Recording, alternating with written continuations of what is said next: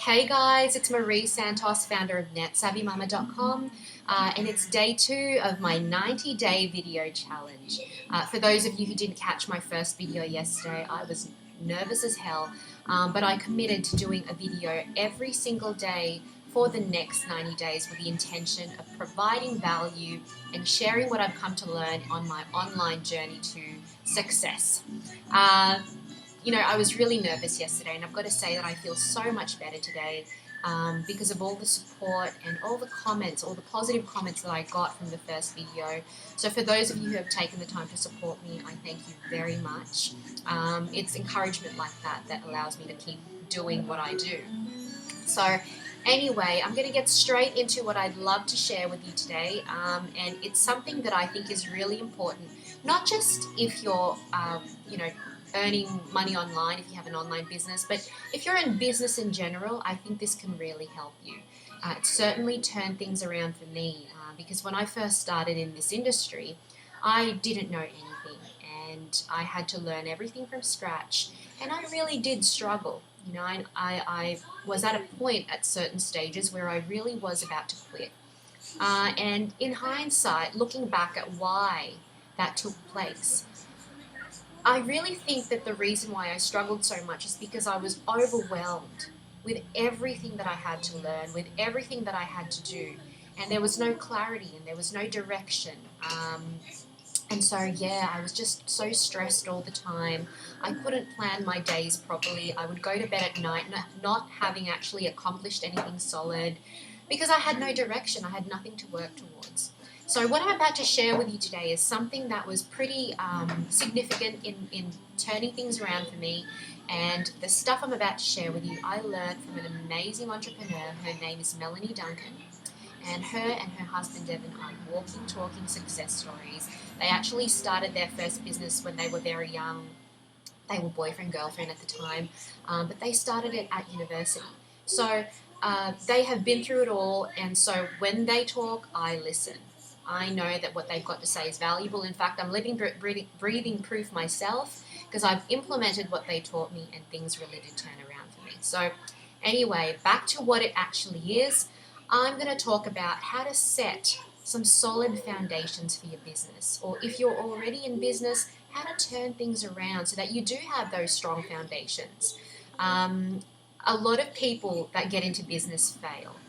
And I really do think the reason is because they're overwhelmed, because they don't have solid foundations. They don't do any planning in the beginning. So the first thing I'm going to talk about is the things that I learned from Melanie Duncan about how to maximize your business potential and growth.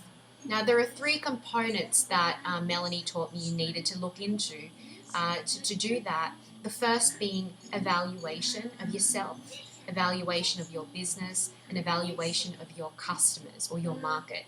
The second thing is making a plan based on the results of your evaluation. And the third thing is lots and lots of action and implementation. So for the next few videos, this is what I'm going to walk you through, what I actually learnt from them and how I implemented it to really turn things around.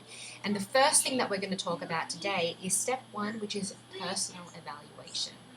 Now, success in business, it really depends on a number of things. There are so many variables that contribute towards business success, but one undeniable thing is that it all starts with you.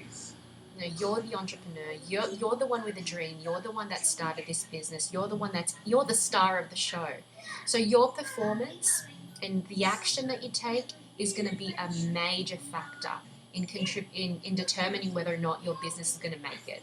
So in evaluating yourself as an individual, you're going to be able to identify what you're good at, what you enjoy, what you're not good at, and what you don't enjoy, and then make a plan so that you can actually get the best out of yourself in your everyday sort of business dealings or in the action that you take every day.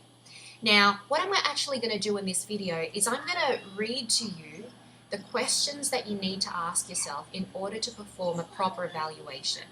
And I've also created a pretty little downloadable worksheet for you guys, which you can access by just clicking the link below, click on the link below. I'm going to email you this worksheet, which you can take away and use or share with whoever else you think might be able to benefit from it. But what I'm going to do, like I said, is read to you every question that I felt was important in determining who I really was and how I could potentially, maximize my abilities and really perform at my best for the business. What I suggest you do is that you actually pause after every question. Write the question down, or if you're working with a worksheet, use that, and answer the question before you move on to the following question. Now, I know that a lot of you might be tempted to sort of just watch the whole thing and then sort of answer the questions after, but trust me, you will thank me for pausing and answering first, because if you think about it, how good would it feel for you to have actually done an evaluation by the time you end this video? It's going to prevent you from procrastinating if you do this, and promise you, it's going to feel great if you do it this way. Okay, so I'm going to go ahead and start reading these questions and talk a little bit about each one and why it's important. So this is the front page, which you'll get with your little worksheet thing. Okay, first question is, what made you want to start a business? So what is it? What do you value about starting a business? Is it because you think that it's going to make you the most money? Or is it because there's just something inside you that tells you you're made to be an entrepreneur? What is the reason why you wanted to start this business? Second question, what steps have you taken to further educate yourself in your industry? And it doesn't have to be formal education. Obviously, to be successful in business, you're going to need to provide some service. And to be able to do that effectively, you're going to need to know what you're doing. So what steps have you decided to undertake, or what steps have you undertaken to get yourself in the know about the industry that you're in? And like I said, it doesn't have to be formal education. It could be a set of ebooks. It could be an e-course. It could be anything. So just write that down. What have you done to further educate yourself about your industry?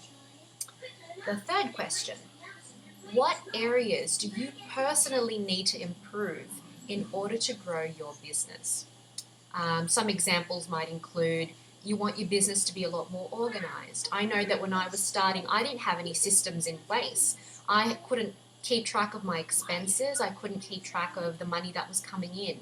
So for a while, I actually wasn't even really sure if I was making any money. There was income coming in, but I was pumping out, expenses as well. So because I didn't have any proper systems in place, that was one thing that I definitely wanted to improve in my business. There were other things as well, like if you're in an online business, for example, you might want to improve the look of your branding. Perhaps you feel it doesn't reflect who you truly are. So yeah, what areas do you need to personally improve to grow in your business? Question number 4, and this is so important, this question. What motivates and drives you? And the reason why I say it's so important is because when you're in business, whether offline or online, you are bound to come across some challenges. And sometimes you're going to come across challenges that will push you to your limits and make you feel like giving up. It's these things, it's your why that's going to push you to persist through those challenges, and it's your ability to persist through those challenges that will determine your success and your failure. Number 5, what's your ultimate goal with this business? Another way of answering that question, or another way of looking at that, is what is it that you're trying to accomplish by actually succeeding in this business? So as an example, for myself and my husband, we're doing this business and we want to succeed in this business, not because we love, the internet, and we love sitting in front of a computer, and we like, HTML and whatever else is involved. It's because we want a business to provide us with what we need to look after our family and to look after ourselves, and to be able to get the income or to earn the income that we need to afford what we need to live, right? We wanted to succeed in this business because we wanted an income that would come in that would be sufficient to look after us. but in a way where we weren't having to trade all our time to earn that money. And we really believe that the internet is the way forward, and we really believe that the internet, working online, is truly the only way to have that time freedom. But the ultimate goal is not just to have a successful online business. The ultimate goal is to give us the time freedom so that we could commit our time to charity. That's our ultimate goal. So that's the way that you need to look at that question. What's your ultimate goal? Number 6, what are your obstacles? So what are the things that are stopping you from achieving success in your business? So as an example, a lot of people say that they just haven't got the time to do everything that they need. There aren't enough hours in the day to get everything done. Some people say that they lack the self-confidence to do the things that are required to succeed in the business. I was like that. For example, it took me months and months and months to just make one video because I just didn't have the self-confidence to do it. Personal development is extremely important in business, and I'm going to start talking about that as well sometime within the next 90 days. But lack of self-confidence and the lack of the right mindset is another obstacle that a lot of people seem to have in general. So those are some examples to answer that question. Number 7, what are your strengths that will give you a competitive edge? Now, in any industry, online included, you're going to come across a ton of competition. It's not going to be likely that you be the only one doing what it is that you do. Unless, I'm not saying it's impossible, but in most cases, you are bound to come across some competition. Now, healthy competition is amazing, but for you to really succeed, a competitive edge is going to work in your favor. So write down, what is it about you that sort of brings you head and shoulders about everybody else? Number 8, how many hours a week would you like to work? And the reason why that question is important is that it gives you something to strive towards. Number 9, do you like working alone, or would you prefer to work with a team? That's also important because, like I said, the reason why you're doing this evaluation is to be able to determine the things you need to do to bring out the best in you. So if you work better in a team environment, for example, and you work from home and you're feeling a little bit isolated, there are things that you can do to put yourself in that sort of environment, such as join communities, and lots of things. But it's important to determine what your preference is in order to know how to get the best out of you. Question 10. How long do you plan on owning this business? And I'll be talking a little bit more about that over the next few videos because it is important to determine what long-term and short-term goals are.